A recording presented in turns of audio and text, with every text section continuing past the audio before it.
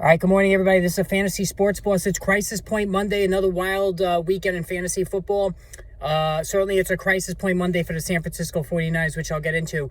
Before I go any further, hit the subscribe, hit the notification button. Live stream this evening at around 5 o'clock Eastern Time, so make sure you tune in to go over the updated injuries and other news of the day.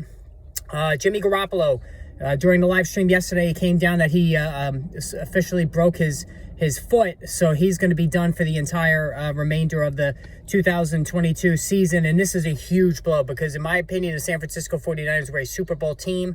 My prediction was San Francisco, Kansas City. And now that all goes by the wayside as Brock Purdy, Mr. Irrelevant, the rookie, the very last pick of the 2022 draft, will come in under center for the remainder of the season. I know they signed Josh Johnson off the practice squad. That just adds another sticker to Josh Johnson's luggage in terms of just being with almost every team in the NFL. But listen, I got to hand it to Brock Purdy. The 49ers destroyed the Miami Dolphins, a really hot Miami Dolphins team that was undefeated when Tua Tagovailoa finished the game. And they really handled them. They forced 3 Tua turnovers. The defense, still championship level defense. And the skill position group is as good as any in the NFL. Now it's just a question of, can Brock Purdy keep this team going? To me, it's not a Super Bowl team now with Brock Purdy. Can they get to the playoffs? Yes, they can. But the bigger question in fantasy is, how is this going to impact George Kittle, Deebo Samuel, Brandon Ayuk, Christian McCaffrey? So a couple of beneficiaries. Christian McCaffrey is the biggest beneficiary. You saw that yesterday. Lots of dump-offs and screens are going to be coming his way. 8 catches yesterday. It was a vintage McCaffrey performance, both running and catching the football. And I think there's going to be more of that going forward the remainder of the season. So if you own Christian McCaffrey, I know the numbers have been a little bit inconsistent since going to San Francisco, as they've wanted to spell him a little bit, but there's going to be a lot of PPR juice in his legs, over the remainder of the season. So McCaffrey gets a nice boost here.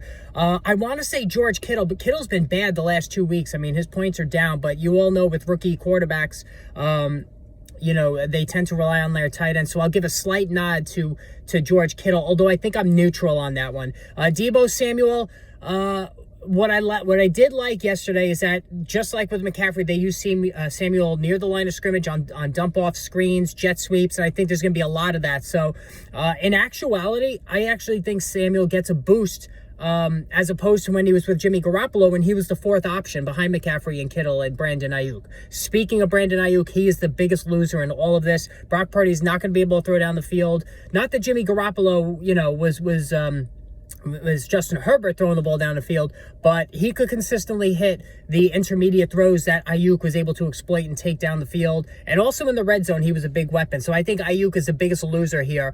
He drops from a strong wide receiver 3 to a flex. Like I said, slight nod to Deebo Samuel, certain nod for Christian McCaffrey, and I'm neutral on George Kittle. That's how I see the rest of the season unfolding for the key San Francisco 49er offensive players. Again, hit the subscribe, hit the notification button. The live stream later on today. Make sure you join us.